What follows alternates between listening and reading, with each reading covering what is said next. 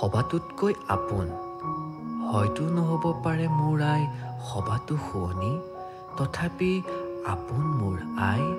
গছলতা ফুলে ভৰা এইখন ধুনীয়া ধৰণী, তেৱে মোক দিলেহি চিনাই।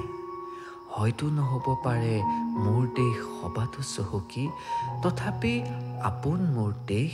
ইয়াৰ নগৰ গাঁও জান জুৰি প্ৰাণৰ চিনাকি, যাৰ নাই মহিমাৰ শেষ।